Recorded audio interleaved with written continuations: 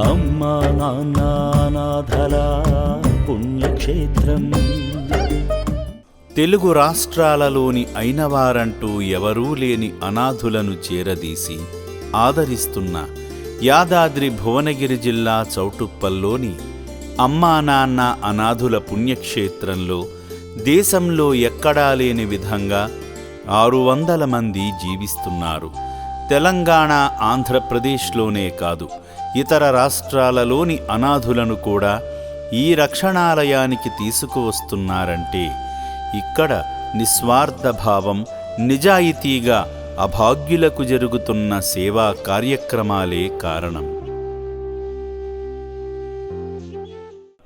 చిరిగిన గుడ్డలతో, గాయాల దేహంతో ఒకప్పుడు నరకం అనుభవించిన ఈ అభాగ్యులు ఈ రోజున అమ్మా నాన్న అనాథుల పుణ్యక్షేత్రంలో కాలాన్ని వెళ్లదీస్తున్నారంటే మీలాంటి కరుణామూర్తుల వల్లనే. వారి వెతలను, వేదనలను చూసి చెలించిపోయి మానవతా దృక్పథంతో, కరుణారస హృదయంతో, ఆ భగవంతుని సంకల్పంతో మీరందించిన సంపూర్ణ సహకారాల వల్లనే ఈ నిర్భాగ్యులు ప్రశాంతంగా జీవిస్తున్నారు. ఒకప్పుడు దౌర్భాగ్యమైన స్థితిలో దుర్భర జీవితాన్ని అనుభవించిన వీరి గతాన్ని, ప్రస్తుతం జీవిస్తున్న విధానాన్ని తలుచుకుంటే వాళ్లేనా వీళ్ళు అనిపించక మానదు. మనం బయటకు వెళ్ళినప్పుడు, ఇటువంటి అనాథులు ఎదురుపడినప్పుడు ఆదుకోవాలని ఉన్నా ఉరుకుల పరుగుల జీవితంలో వాళ్ల గురించి ఆలోచించే సమయం ఉండకపోవచ్చు. ఇటువంటి అనాథులకు సేవ చేయాలని ఉన్నా మీలాంటి సేవామూర్తులందరి ఆలోచనల నుంచి పుట్టిందే అమ్మా నాన్న అనాథుల పుణ్యక్షేత్రం. మీరందిస్తున్న నిస్వార్థమైన సహాయం వల్లనే ఈ అభాగ్యులు ప్రశాంతంగా జీవిస్తున్నారు. మీ అందరి ప్రోద్బలంతో ఈ రక్షణాలయంలో 600 మంది అనాథులు తలదాచుకుంటున్నా ఇంకా ఘోరమైన స్థితిలో కాలాన్ని వెళ్లదీస్తున్న అభాగ్యులు ఎందరో ఉన్నారు. అటువంటి వారందరినీ ఈ సేవాశ్రమానికి తీసుకువచ్చి ఆశ్రయం కల్పించడమే లక్ష్యంగా ముందుకు సాగుతుంది అమ్మా నాన్న అనాథుల పుణ్యక్షేత్రం. అమ్మా నాన్న అనే పిలుపుకు నోచుకోక, పలకరించేవారు లేక, ముద్ద అన్నం లేక, కడుపులో పేగులు ఎండిపోయి ఏది బడితే అది తినడంతో ఆరోగ్యం పాడైపోయి ఉండేందుకు చోటు లేక జీవిస్తున్న అభాగ్యుల కోసం ఆ పరమేశ్వరుడు అమ్మా నాన్న అనాథుల పుణ్యక్షేత్రంలో లింగ రూపంలో కొలువై ఈ నిర్భాగ్యులు పడే మనోవేదనను తన మనోనేత్రంతో గుర్తించి ఇక్కడకు రప్పించుకుని గట్టు శంకర్ దంపతుల ద్వారా వారికి అమ్మా నాన్న లేని లోటును తీర్చుతున్నాడు.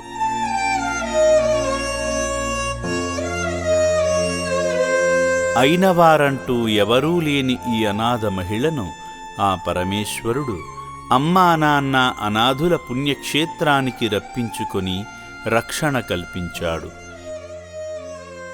ఏ ఇంటి కన్నబిడ్డో తెలియని ఈ మహిళ అయినవారికి దూరమై రోడ్లపాలయ్యింది. ఏ పరిస్థితులు పగబట్టాయో పాపం చూసేందుకు బాగానే ఉన్నా మానసిక స్థితి సరిగా లేక బాధపడుతోంది.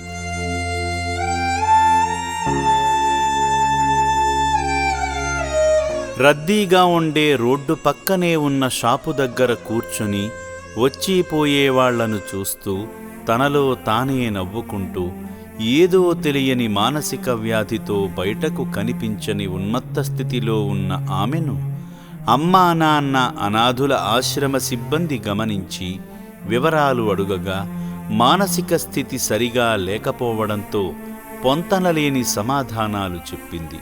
దాంతో సిబ్బంది అక్కడి వారిని వాకబు చేయగా ఆమె అనాథ అని తెలియడంతో ఆ మాట ఈ మాట చెప్పి ఆశ్రమానికి తరలించారు సిబ్బంది.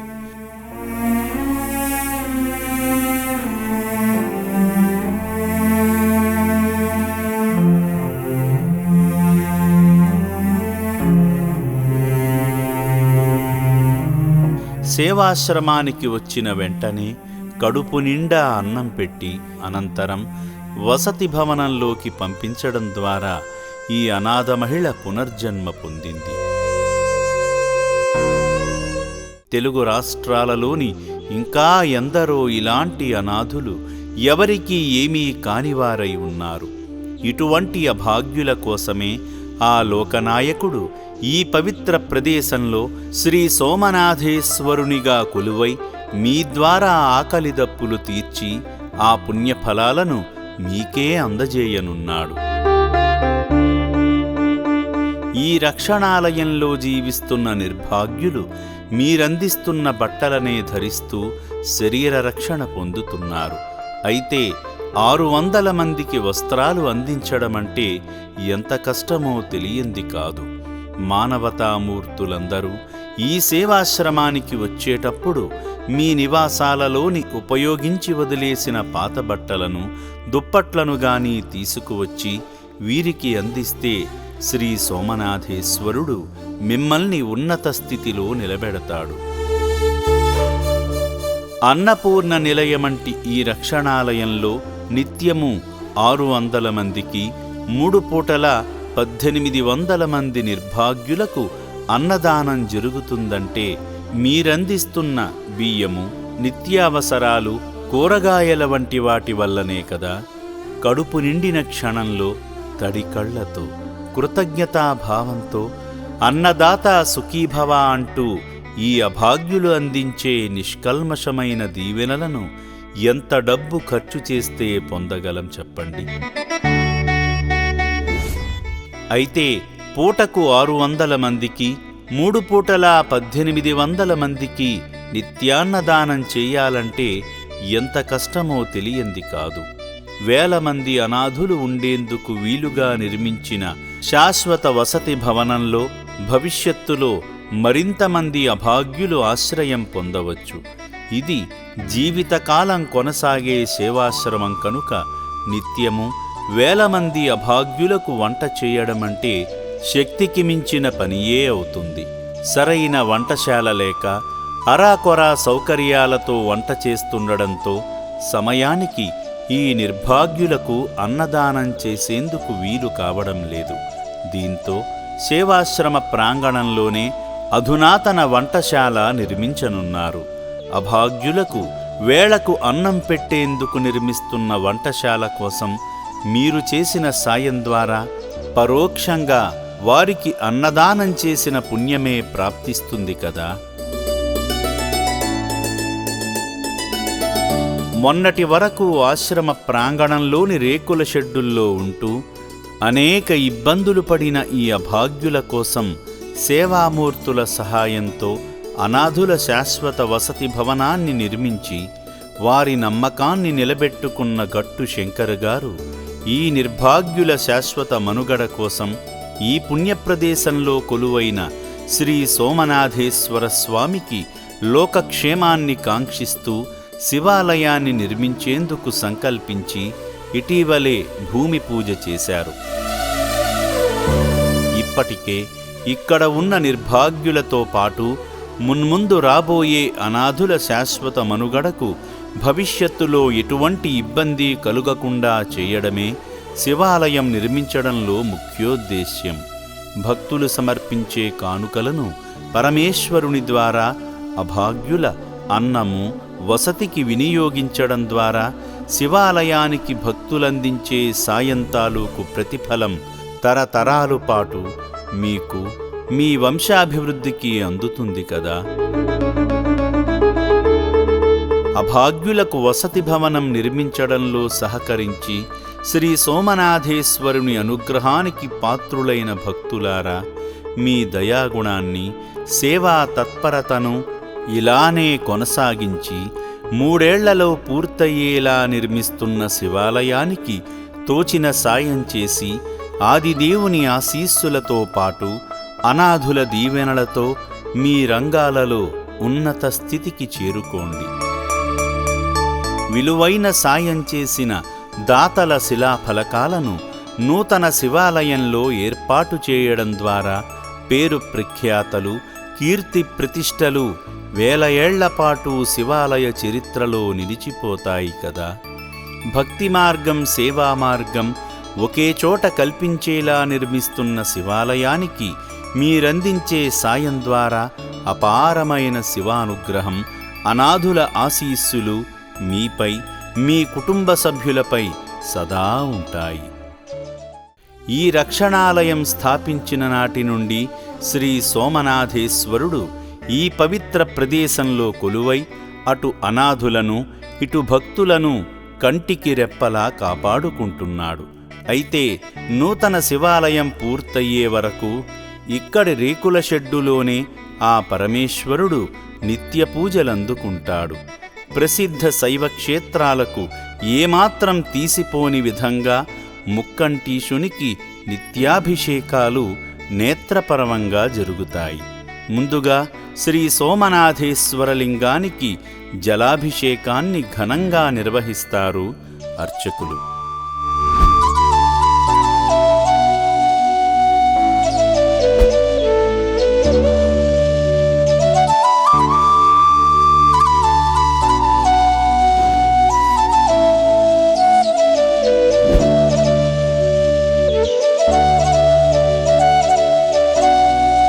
జలాభిషేకాన్ని స్వీకరించిన జంగమయ్యకు భస్మ జలాభిషేకం అంగరంగ వైభవంగా జరుగుతుంది.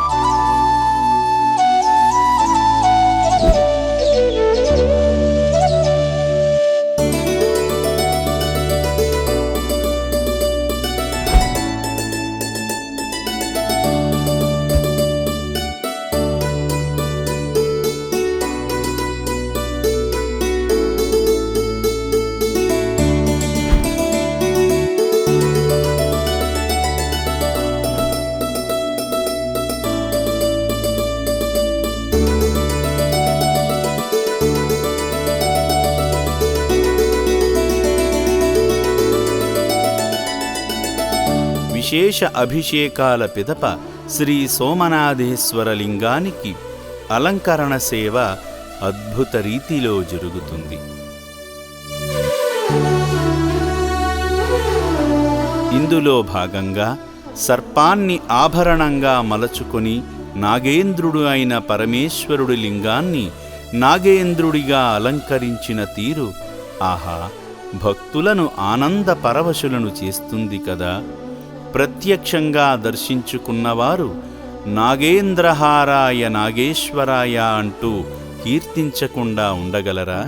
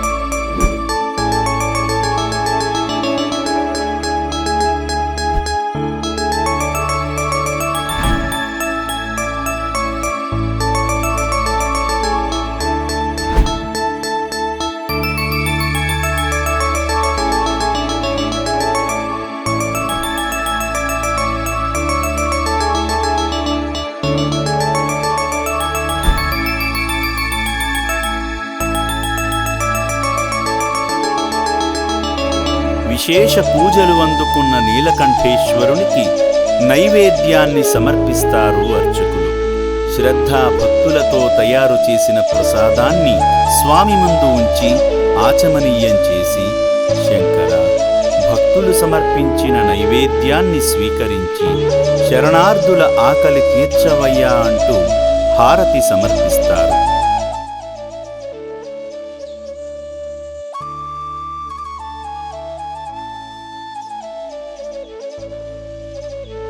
భక్తజనులారా, శ్రీ సోమనాథేశ్వరునికి సమర్పించిన పరమ పవిత్రమైన హారతిని భక్తి శ్రద్ధలతో కళ్లకు అద్దుకొని శంకరుని అనుగ్రహానికి పాత్రులు కండి.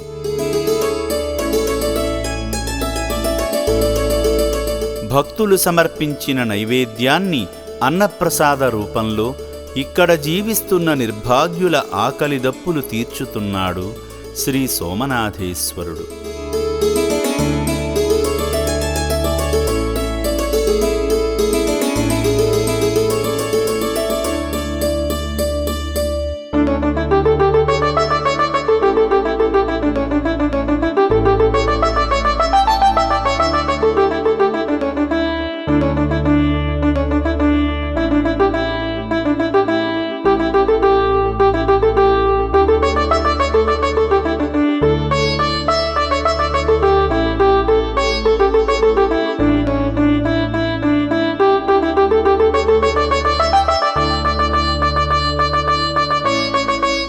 పూజలు అందుకొని అలసిపోయిన శ్రీ సోమనాథేశ్వరుడు కాసేపు విశ్రాంతి తీసుకుని భక్తుల పూజలను అందుకుంటాడు. దేశంలో ఎక్కడా లేని విధంగా కుటుంబ సభ్యులందరూ ఒకేసారి స్వామికి సామూహికంగా అభిషేకం చేసుకునే అద్భుతమైన అవకాశం ఈ పుణ్యక్షేత్రంలో ఉండడం విశేషం. భక్తులారా, మీ నివాసాల నుండి తీసుకువచ్చిన జలంతో మీరే స్వయంగా అభిషేకం చేసుకునే అవకాశం ఇక్కడ మాత్రమే ఉండడం అదృష్టం. భక్తిపూర్వకంగా శివయ్యను అభిషేకించగానే స్వామి మహిమతో ఆ జలం గంగాజలమంత పవిత్రతను పొందుతుంది. మహిమాన్వితమైన గంగాజలాన్ని మీ గృహాలలో జల్లుకొని శుభ ఫలితాలు పొందండి.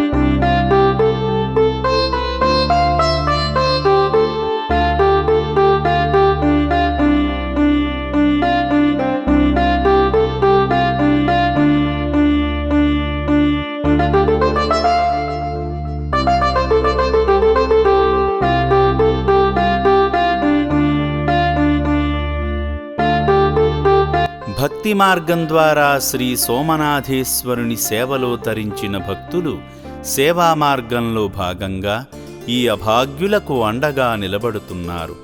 వారి నివాసాలలో జరుపుకునే పుట్టినరోజు, కుటుంబ సభ్యుల, ఆత్మీయుల వర్ధంతి వేడుకలను సేవాభావంతో వీరి మధ్య జరుపుకొని వారికి స్వయంగా అన్నదానం చేస్తూ అనాథుల సేవే ఆదిదేవుని సేవ అని చాటుతున్నారు. మేము హైదర్ కోట్ క్యారీవెల్ హోమ్స్లో ఉంటాము. మా చేత అయినంత డొనేట్ చేసి అనాథుల్ని ఆదుకోవాలని మా కోరిక. బిల్డింగ్కి కిందటి సంవత్సరం డొనేషన్ ఇచ్చాము. ఇప్పుడు బిల్డింగ్ కన్స్ట్రక్షన్ అయింది, వెళ్ళి చూసాము. చాలా బాగా వసతులు గల కట్టారు. అనాథులు రోడ్డు మీద అక్కడ ఇక్కడ పడుండే వాళ్ళని తీసుకొచ్చి చేరదీసి వాళ్ళకి మంచి ఆహారం, వస్త్రాలు అందించినందుకు మీ ఆలయానికి కృతజ్ఞతలు. అనాథుల కోసము నిర్మించబడిన ఈ భవనము చాలా బాగుంది. లోపల అంతా చూసి వచ్చాము. 3rd ఫ్లోర్ వరకు వెళ్ళాము. మంచి వసతులు కలిగి చాలా డిసిప్లిన్గా వాళ్ళని చూడటము చాలా ఆనందం కలిగించింది. ఇక్కడ ప్రాంగణంలో శివాలయానికి శంకుస్థాపన కూడా జరిగింది. నా పేరు కంచర్ల రవి, సత్తుపల్లి, ఖమ్మం డిస్టిక్ట్. ఇవాళ మా మదర్ కూడా ఇక్కడ కార్యక్రమాలన్నీ చూశారు. ఇప్పటిదాకా గట్టు శంకర్ గారు కూడా వారి యొక్క ఫేస్ చేసే వాళ్ళ అనుభవాలు కానివ్వండి, వారు నిత్యకృత్యంలో ఏమేమి ఫేస్ చేస్తున్నారు అనే విషయాలు చాలా విశదీకరించి చెప్పారు. వాళ్ళు సేవా భారత్ అనే కార్యక్రమాన్ని కూడా ఎంచుకున్నామని చెప్పారు. సో చాలా మంచి కార్యక్రమాలు చేస్తున్నారు కాబట్టి అలాగా చాలామంది వాళ్ళని ప్రోత్సహిస్తూ ముందుకు తీసుకెళ్తారనే ఆశాభావాన్ని వెలుగుచ్చుతున్నాం.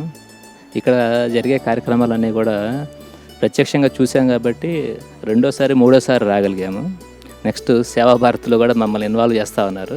తప్పకుండా మా యొక్క ఇన్వాల్వ్మెంట్ ఉంటుందని తెలియజేస్తున్నామండి. ఇక్కడ అన్నీ మాకైతే అన్నీ మంచిగా అనిపిస్తున్నాయి.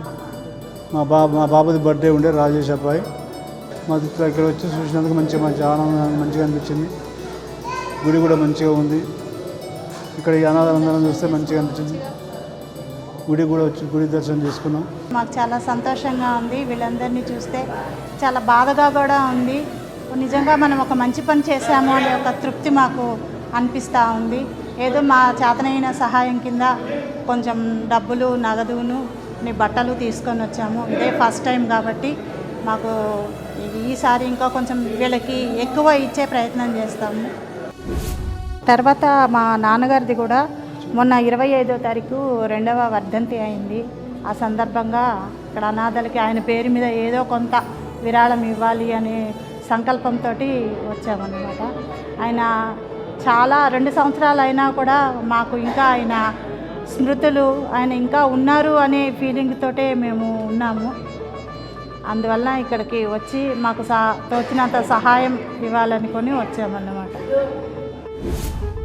నా పేరు బూరుగు నరసింహగౌడ్. ఇక్కడ అమ్మ నాన్న ఆశ్రమము అనాథలకు ఆశ్రమం కల్పించి ఇంతమందికి వీళ్ళు అన్నదానం కానీ, వాళ్ళకు వస్త్రం కానీ, వాళ్ళకు ఆవాసం కానీ కల్పించి ఇంత సేవ చేస్తున్నారని తెలిసి ఇది చూడాలనే కోరికతో కొన్నాళ్ల నుంచి ఉన్నా ఈరోజు మాకు అవకాశం కలిగింది. భగవంతుడు ఈరోజు మాకు అవకాశం కల్పించాడు. గట్టు శంకర్ గారు మరియు వాళ్ళ కుటుంబ సభ్యులు ఇంత పెద్ద కార్యక్రమాన్ని వాళ్ళు మానవ సేవే మాధవ సేవ అంటూ ఒక సిద్ధాంతంగా తీసుకొని ఈ అవకాశాలున్న వనరులన్నీ ఉపయోగించి ఒకప్పుడు చిన్న టీన్ షెడ్గా ఉన్న స్థలంలో ఒక 4 అంతస్తుల బిల్డింగ్ కూడా పూర్తి చేసి ఈరోజు సుమారు 2000 మందికి కూడా వసతి కల్పించే ఏర్పాటు చేశారంటే అది చాలా అభినందనిస్తున్నాం. భగవంతుని మనసారా కోరుతున్నాము. వాళ్ళకి ఇంకా మున్ముందు ఈ మానవ సేవ చేయడంలో వారికి శక్తియుక్తులు ఇంకా ఇవ్వాలని, ఈ కార్యక్రమాన్ని ముందు కూడా ఇంకా ఎంతో ప్రతిభతో జరిపించాలని కోరుకుంటున్నాము. ఈ శివాలయ నిర్మాణం కూడా జరగబోతుందని తెలిసింది. అది కూడా మాకు చాలా సంతోషం. నమస్కారం అండి. నా పేరు ఉయ్యాల నరసింహగౌడ్. మేము మీర్పేట నుండి వచ్చాం, బాలాపూర్ మండల్. నా వంతు సాయంగా ఏదో ఒకటి ఇప్పుడు వీళ్ళకు అనాథలకు ఏమైనా చేయాలని నాకు అనిపించి ఇక్కడికి వచ్చి వీళ్ళని చూడడం జరిగింది. ఇక్కడ వీళ్ళు అందరినీ మంచిగా ఇంట్లో లాగా చూసుకుంటున్నారు. అందరూ సహాయ శక్తి అనాథలకు చేయాలని నా ఒక మనస్ఫూర్తిగా కోరుకుంటున్నాను. హలో అండి, నమస్కారం అందరికీ. నా పేరు శ్రావిక. మేము బాలాపూర్ నుంచి వచ్చాము. ఇక్కడ అమ్మ నాన్న అనాథ ఆశ్రమంకి వచ్చినందుకు చాలా సంతోషంగా ఫీల్ అవుతున్నాను. ఎందుకంటే ఇక్కడ చాలామంది మతి స్థిమితం లేని వాళ్ళకి వీళ్ళు చాలా మంచిగా ఆదరించుకుంటున్నారు. ఎవ్రీడే డైలీ బేసిస్లో వీళ్ళకి అన్నదానం చేయడం కానీ, మంచి షెల్టర్ ఇవ్వడం కానీ అంతా చాలా మంచిగా చూసుకుంటున్నారు. సో మా వంతు తోచినంత సాయం చేయడానికి ఇక్కడికి వచ్చాము ఈరోజు. మమ్మల్ని చూసి మీరు ఇన్స్పైర్ అయ్యి మీకు తోచినంత విధంగా సాయం చేయాలని నేను కోరుకుంటున్నాను. Thank you so much. చివరిగా ఒక మాట.